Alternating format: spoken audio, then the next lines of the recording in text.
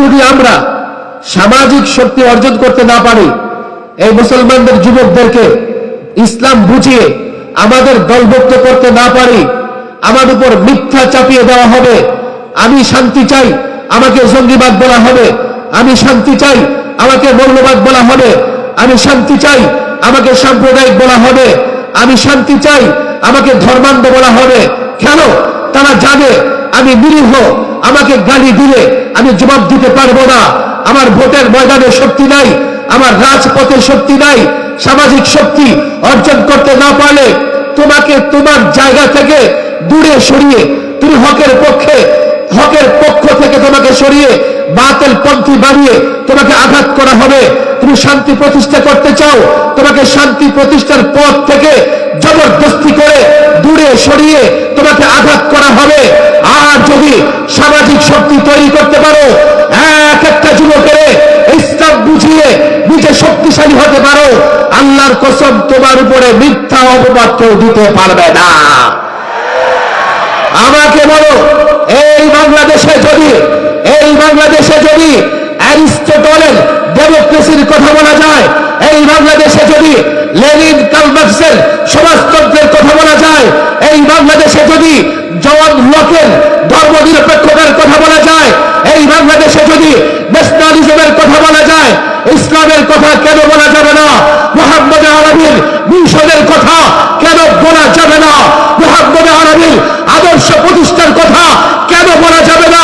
তোমরা কি এতটাই দুর্বল? তোমরা কি এতটাই অসহায়? হ্যাঁ, অসহায়। এদেশের প্রত্যেকটা যুবক, প্রত্যেকটা মুসলমানকে তোমাদের সঙ্গে সম্পৃক্ত করে যদি লড়াই ঘোষণা করো, আল্লাহর কসম, তুমি যদি তন্ত্রযন্ত্রের বাংলাদেশ করতে চাও, আমি ইসলামের বাংলাদেশ চাই, বিরোধিতা করবে, এতটা লড়াই হবে, আল্লাহর কসম, গোটা বাংলাদেশের প্রান্তে প্রান্তে লড়াই চলতে থাকবে।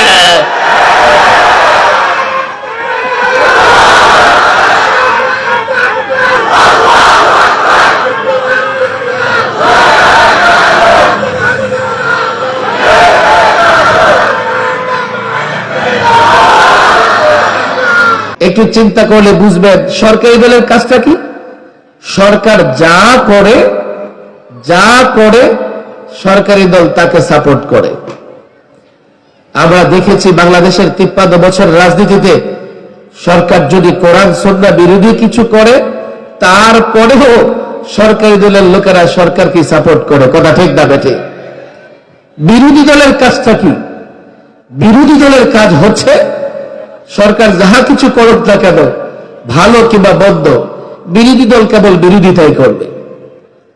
ইসলামী রাষ্ট্র ব্যবস্থায় কোন সরকারি দল বিরোধী দল নাই। কেন নাই? সরকার যদি কোরআন সুন্নাহ মেনে জনগণের কল্যাণে কাজ করে, তো প্রত্যেকটা জনগণের উপর ওয়াজিব সরকারের আনুগত্য করা।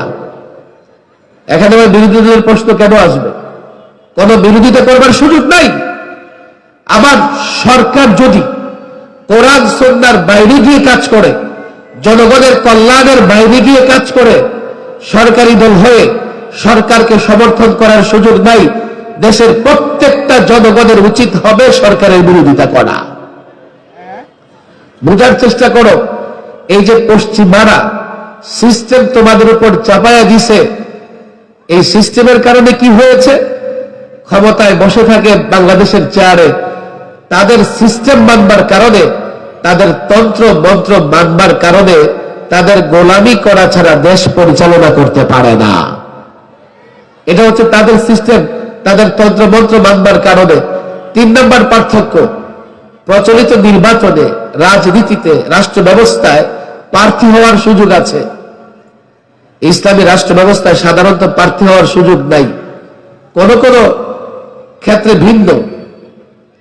আর প্রচলিত রাষ্ট্র ব্যবস্থায় কি করে? যার চরিত্র নাই সেও প্রার্থী হইয়া মাইক ভাড়া করে, সিএনজি ভাড়া করে, রেকর্ড করে ছেড়ে দেয়, আর সারাদিন মাইক বাজতে থাকে, অমুকের চরিত্র ফুলের মতো পবিত্র, অমুকের দুনয়ন এলাকাবাসীর উন্নয়ন, অথচ তার চরিত্রের কোনো বালাই নাই।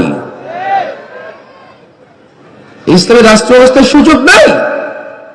লোকজন যাকে স্বচ্ছ মনে করবে এমন কাউকে দায়িত্ব দেবে, যখন প্রার্থী হওয়ার সুযোগ থাকতেছে, কালো টাকার মালিকেরা প্রার্থী হচ্ছে, আর কালো টাকা দিয়ে যুবকদের ক্রয় করে ফলাফল বাগিয়ে এনে দেশের টাকা পাচার করতেছে, দেশের মানুষের বিরুদ্ধে লড়াই যুদ্ধ পর্যন্ত করতেছে। যে সিস্টেমে দেশে শাসক নির্বাচন হয়, যে সিস্টেমে রাষ্ট্র পরিচালিত হয়, আবারও বলে দেখো, যারা ঘুরে ফিরে ক্ষমতায় আসে কিংবা যারা ক্ষমতার অংশীদার হয়, সবাই এই চারটা সিস্টেমের কথাই বলে। কেউ ডেমোক্রেসির কথা বলে, কেউ সেকুলারিজমের কথা বলে, কেউ সোশ্যালিজমের কথা বলে, কেউ বা ন্যাশনালিজমের কথা বলে। তাহলে বোঝা গেল এই তন্ত্র মন্ত্র বা এই সিস্টেমে দুর্নীতিও বন্ধ হবে না, এই সিস্টেমে দেশের মানুষ কখনো ন্যায় বিচার পাবে না। বাকি থাকলো ইসলাম। মানুষ আসলে ইসলামটাকে দেখতে চায়, মানুষ ইসলামের সিস্টেমটাকে দেখতে চায়। ব্যর্থতার দায়ভার দিতে হবে আমাদেরকে। আমরা মানুষকে ইসলামের সিস্টেমটা বুঝাতে ব্যর্থ হয়েছি। তাদেরকে ইসলাম মানলে দুনিয়া আখেরাতে কিভাবে তারা কল্যাণ পাবে, দুনিয়াতে ন্যায় বিচার প্রতিষ্ঠা হবে, দুনিয়াতে বৈষম্য দূর হয়ে সাম্য প্রতিষ্ঠা হবে, মানব অধিকার প্রতিষ্ঠা হবে, জুলুম থাকবে না, অন্যায় থাকবে না। ইসলাম ব্যবস্থা, ইসলামী রাষ্ট্র ব্যবস্থা আসলে এটা আমরা জাতিকে বুঝাতে পারি নাই। আলেম ওলামা ছাত্র জনতা যথেষ্ট বুঝে, জাতিকে যেহেতু বুঝিয়ে আমাদের সঙ্গে সম্পৃক্ত করতে পারি নাই। আমি যখন ইসলামী রাজনীতির কথা বলি, ইসলামী রাষ্ট্র ব্যবস্থার কথা বলি, যুবকেরা মুসলমান হওয়া সত্ত্বেও দূরে দাঁড়িয়ে তামসা দেখে। কথা ঠিক না ঠিক? আবার যদি এই ইজম, প্রচলিত ইজমের যারা রাজনীতি করে, তারা যখন মাঠে নামে, আমার যুবকেরা রক্ত দিতে দ্বিধা করে না।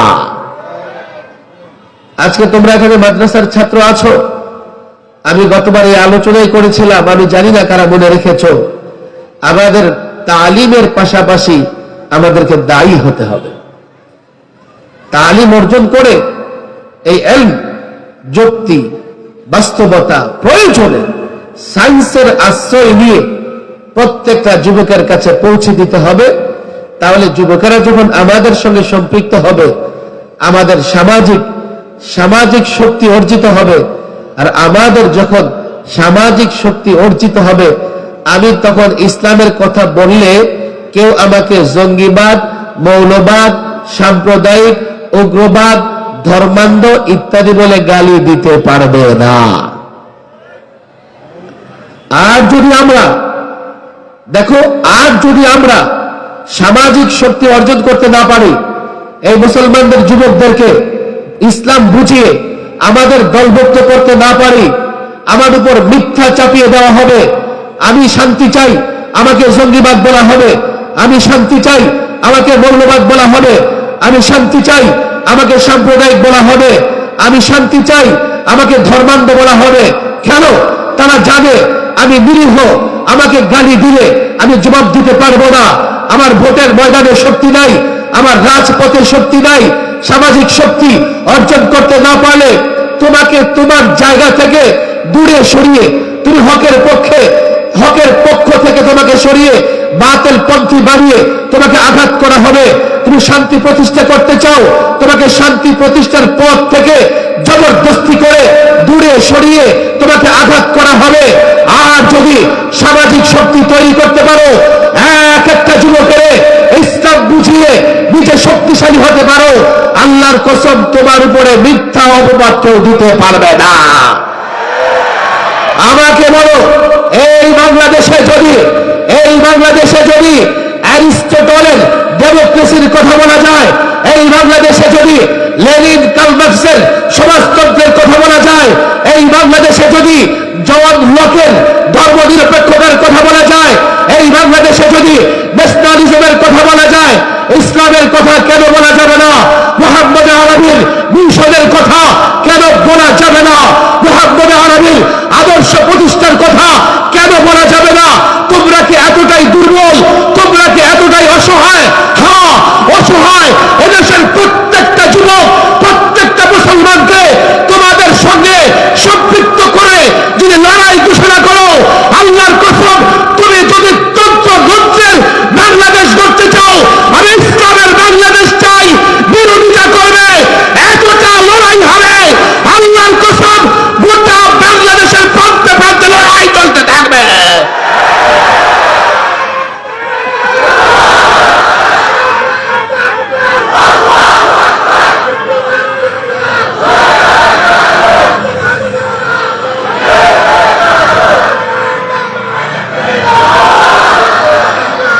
তোমরা একটু খেয়াল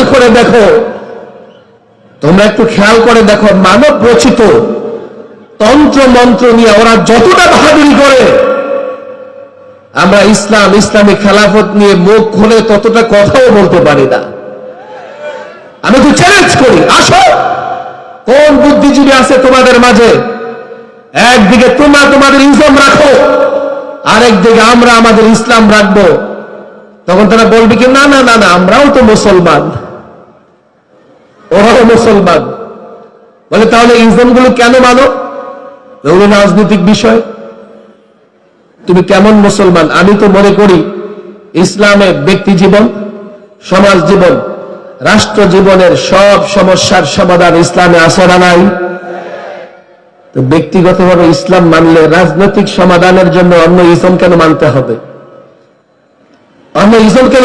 এর মানে হচ্ছে তোমার বিশ্বাস যে ইসলাম ব্যক্তি জীবনে সমস্যাগুলোর সমাধান দিতে পারলেও রাজনৈতিক জীবনে ইসলাম সমস্যাগুলোর সমাধান দিতে পারে না। আমি বলি, ওরে গণ্ডমূর্খের দলেরা, আগে তো ইসলাম বুঝবার চেষ্টা করো। যদি না বুঝো আলেমদের কাছে আসো। কিন্তু ওরা ওদের দল বড় হবার কারণে, ওদের চেয়ার বড় হবার কারণে ওরা আলেমদের কাছে আসতে চায় না। আবার অনেকে আছে আলেমদের দোষ ত্রুটি খুঁজে বেড়ায়, আলেমের এই দোষ, আলেমের ওই দোষ। ডাক্তারের দোষ আছে না নাই? নাই, দোষ নাই। আরে কসাই মার্কা ডাক্তার আছে না নাই? ওদের বলে দিবা, কাল থেকে অসুস্থ হলে ইঞ্জিনিয়ারের কাছে যাও। বাস মার্কা ইঞ্জিনিয়ার আছে না নাই? ওদের বলে দিবা, কাল থেকে বাড়ি নির্মাণ করতে হলে অ্যাডভোকেটের কাছে যাও। আলেমের দোষ থাকতেই পারে, কোন কোন আলেম ব্যক্তিগতভাবে কোন ত্রুটি বিচ্যুতি হতেই পারে।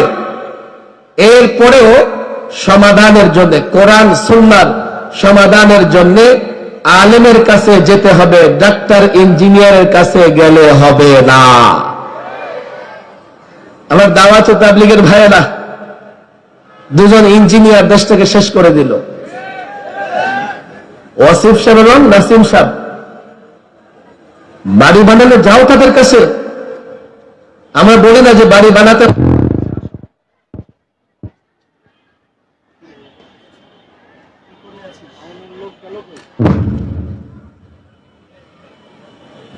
ঠিক আছে, ঘোরাফেরা করো না, বসো, যেখানে আছে এখানেই বসো। অবাক করা বিষয়, তোমরা যুক্তি চাও, আমি যুক্তি দিয়ে দিচ্ছি।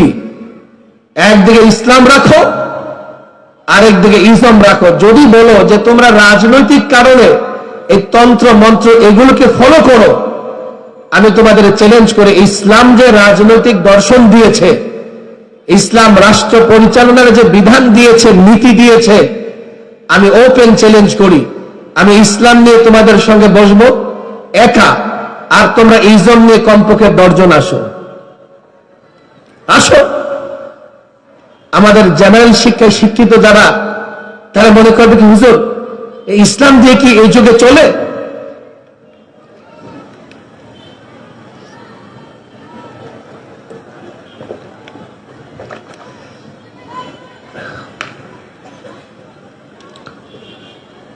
আমি তাদের বলি, দেখো, তোমরা তো আজকে বলতেছো, 1500 বছর আগে ইসলামের বিরুদ্ধে অভিযোগ ছিল ইসলাম চলে না, অথচ ইসলাম গোটা পৃথিবীকে কমপক্ষে 1000 বছর শাসন করেছে।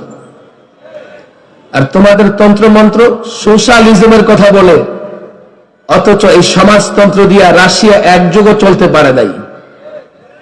রাশিয়া টুকরা টুকরা হয়ে গেছে। ব্রিটিশরা 200 বছর ভারত শাসন করেছে। অনেকে মনে করবে, হুজুর ব্রিটেনে তো গণতন্ত্র আছে, দেখছেন কত ইউরোপ উন্নত হয়ে গেছে গণতন্ত্রের কারণে। আমি তারা বলি, তোমার 14 গোষ্ঠীর বোকা। ব্রিটেনে কোনো নির্বাচন হয় না, শাসক রাজা নির্বাচন হয় না, সেখানে কর্মচারী নির্বাচন হয়। ব্রিটিশ যে রাজা, সে নির্বাচিত হয় না। বর্তমান যে চার্লস আছে, তাকে কে নির্বাচন করেছে? বংশানুক্রমে ব্রিটিশের রাজা হয়। তবে হ্যাঁ, ব্রিটিশে প্রধানমন্ত্রী লেভেলে একটা নির্বাচন হয়, আমি বলি সেটা কর্মচারী থেকে নেতা নির্বাচন হয়। মূল নেতা সে বংশানুক্রমে আসে। আমি জানি না এই কথাটা বুঝাইতে পারতেছি কিনা। ইউরোপ আমেরিকাকে গোটা পৃথিবী ফলো করে। সেই ইউরোপে গণতন্ত্র কোথায় আছে? দ্বিতীয় শ্রেণীর নাগরিকদের জন্য। রাষ্ট্রের যে মূল চার্লস রাজা যিনি হন, তার কিন্তু কোনো নির্বাচন নাই। একেবারে মৃত্যু পর্যন্ত সে রাজা। সে মরলে তার বংশের আরেকজন রাজা। এবার আসেন আমেরিকার নির্বাচন সিস্টেম। আমেরিকার নির্বাচন সিস্টেম নিয়ে অনেক কথা আছে। দুঃখের বিষয় হলো সেই বিতর্কিত বিষয়গুলো, ডেমোক্রেসি বা সোশ্যালিজম, রাশিয়ার সমাজতন্ত্র, ইউরোপ আমেরিকার গণতন্ত্র, এটা আমার দেশে যখন আমদানি হয়েছে, আমার দেশের লোকেরা এটাকে কোরআন কিতাবের উপরে প্রাধান্য দিয়ে ফেলেছে। মানুষ ধর্মমতকে এতটা প্রাধান্য দেয় না। এগুলো নিয়ে বিতর্কই করা যায় না। এগুলো নিয়ে বিতর্ক করলে ইসলামী শাসন ব্যবস্থার কথা বলে জঙ্গিবাদ আর মৌলবাদ। আমি তো বলি সমস্ত তন্ত্র মন্ত্রের মেয়াদ শেষ হয়ে গেছে। যেদিন তালেবানরা বিজয়ী হয়েছে, পশ্চিমা তন্ত্র মন্ত্রের কবর রচনা হয়ে গেছে। আর যেদিন সিরিয়াতে ইসলামপন্থীরা বিজয়ী হয়েছে, সেদিন তাদের লাশ পচে মাটির সঙ্গে মিশে গেছে। এই ছাত্র জনতা, লম্বা কথা বলবার সুযোগ নাই, একটু খেয়াল করো। এই তন্ত্র মন্ত্রগুলো কিছুদিন আগে জাতির সমস্যা নিরসনের জন্য উদ্ভব হয়েছে। এখন এই জাতি বিশ্ব বুঝে গেছে এই তন্ত্র মন্ত্র দিয়ে জাতির সমস্যাগুলোর সমাধান হবে না। এখন জাতি হতাশ, জাতি এখন নৈরাশ। তারা আরেকটা ফর্মুলা দেখতে চায়, আরেকটা তন্ত্র মন্ত্র দেখতে চায়, যার মাধ্যমে তাদের মৌলিক সমস্যাগুলোর সমাধান হবে। এই সময়ে যদি তুমি ইসলামকে জাতির সামনে তুলে ধরতে না পারো, এই সময়ে যদি ইসলামকে তুমি জাতির সঙ্গে পরিচয় করে দিতে না পারো, চীন থেকে কেউ দাঁড়িয়ে যাবে আরেক থিওরি নিয়া, ভারত থেকে কেউ দাঁড়িয়ে যাবে আরেক থিওরি নিয়া। জাতি যেহেতু হতাশ, মানুষ যেহেতু হতাশ, তারা আবার সেই থিওরিকে আপন করে নেবে। তখন কিন্তু তুমি ফেসিবাদ আর জুলুমের বৃত্ত থেকে বের হতে পারবে না। এখন একটা সময়, আমি গোটা পৃথিবীতে দেখছি, আমি বাংলাদেশে দেখছি, এখন যদি তোমরা ইসলামের মতো একটা কমপ্লিট কোড অফ লাইফ, ইসলাম যেহেতু শান্তির ধর্ম, শৃঙ্খলার ধর্ম, সুন্দরের ধর্ম, সৌন্দর্যের ধর্ম, সাম্যের ধর্ম, মানবতা বোধের ধর্ম, মানবাধিকারের ধর্ম, ন্যায় বিচারের ধর্ম, সুষম অর্থ ব্যবস্থার ধর্ম, ইসলাম নিয়ে যদি জাতির পাশে দাঁড়াতে চাও, জাতি তোমাকে যদি গ্রহণ করে, তুমি ইসলাম দিয়ে আরো 1000 বছর পৃথিবী শাসন করতে পারবে। বোঝার চেষ্টা করো। যদি এখন ইসলাম নিয়ে তোমরা জাতির পাশে না দাঁড়াতে পারো, ভালো খাবার, ক্ষুধার্ত ব্যক্তির কাছে ভালো খাবার না থাকলে সে নোংরা খাবার খেয়ে পেট ভরার চেষ্টা করে। এই মাহফিলগুলোতে আজকে আমি একটা ওয়াদা নিব ছাত্র জনতার কাছ থেকে, নতুন করে আমাদের কাজ করতে হবে। দেখো, এই যুব সমাজকে আমাদের সঙ্গে সম্পৃক্ত করতে হবে। যুব সমাজকে যদি আমরা সম্পৃক্ত করতে না পারি, আমরা কিন্তু মাথা উঁচু করে আর দাঁড়াতে পারবো না। না হলে আবার এক নতুন ফর্মুলা এসে, নতুন তন্ত্র মন্ত্র এসে আমার ইসলামের উপরে মাতাব্বরি করবার চেষ্টা করবে। আমি গতবার একই আলোচনা করেছি, ইসলামটা পূর্ণাঙ্গ ইসলাম জানবার চেষ্টা করবো। করবো তো ইনশাআল্লাহ? হাত তোলা ওয়াদা করো। শুধু মাহফিলে কানের মজা আর বক্তার মুখের মজার কোন মানে আছে? হাত লম্বা করে হাত। ইসলামটা পূর্ণাঙ্গ ইসলাম জানবার চেষ্টা করবো তো ইনশাআল্লাহ? সবাই বলে চেষ্টা করবো তো ইনশাআল্লাহ? 2 নম্বর ওয়াদা, এই পূর্ণাঙ্গ ইসলাম জেনে বুঝে মানুষের কাছে প্রচার করবো তো ইনশাআল্লাহ? দুর্বল ওয়াদা, পাক্কা ওয়াদা, করবো তো ইনশাআল্লাহ? ফাইনালি একটা কথা, বাংলাদেশে হাফিজ হুজুর রাহিমাহুল্লাহ ইসলাম প্রতিষ্ঠা, খেলাফত প্রতিষ্ঠার জন্য কাজ করে গেছেন। করেন না? করেন নাই? হযরত হাফিজ হুজুরের সূত্র ধরে এখন যারা মাঠে কাজ করতেছে, রহমানিয়া, লালবাগ বা চরমোনাই, সূত্র হযরত হাফিজ হুজুর রাহিমাহুল্লাহ। হযরত হাফিজ হুজুর রাহিমাহুল্লাহ সূত্র ধরে লালবাগ কেন্দ্রিক আল্লামা মুফতি আমিন রাহিমাহুল্লাহ এদেশে খেলাফত প্রতিষ্ঠা, এদেশে ইসলামী শাসন প্রতিষ্ঠার কাজ করেছে। আমরা চেষ্টা করতেছি, আমরা চেষ্টা করতেছি। দেখো, তোমরা আমাদের ছোট্ট চেষ্টাকে ছোট মনে করো না, আমি জানি ছোট চেষ্টা। এই চেষ্টাকে অব্যাহত রাখতে গিয়ে গত ফেসিবাদের আমলে তিনবার সরকারি মেহমান হওয়া লাগছে, মাসের পর মাস রিমান্ড খাটা লাগছে। একটা আশা নিয়ে এই কাজ করেছি, যাতে ইসলামের জান্ডা অবনমিত না হয়, ইসলামের জান্ডা যাতে নিচে না পড়ে যায়। এই ইসলামের জান্ডা, ইসলাম প্রতিষ্ঠার আন্দোলনকে উঁচু রেখে তোমাদের হাতে সুপর্দ করে দিতে চাই। কিন্তু তোমরা কি এর জন্য প্রস্তুত আছো? যে চেষ্টা করতেছি হাফিজুর রহমাহুল্লাহ, সেই চেতনা, খেলাফত প্রতিষ্ঠা, ইসলামী শাসন প্রতিষ্ঠার জন্য যদি আমরা অগ্রসর হই, তোমরা আমাদের সহযোগিতা করবা তো ইনশাআল্লাহ? পাক্কা ওয়াদা? সহযোগিতা করবা তো ইনশাআল্লাহ? সহযোগিতা করবা তো ইনশাআল্লাহ? আল্লাহ তাবারক ওয়া তাআলা তোমাদের এই ছোটখাটো এই আবেগ, অনুভূতি, ওয়াদাকে কবুল করে নেন। আবারও বলছি, দেখো, সংক্ষিপ্ত সময় আমি কোনো বিষয় নেই না, জাতির সামনে তুলে ধরো। তোমরা যে সিস্টেম, যে ইজব দিয়ে দেশ চালাচ্ছ, কোনদিন এই দেশে শান্তি আসবে না, কোনদিন এই দেশে ন্যায় বিচার প্রতিষ্ঠা হবে না।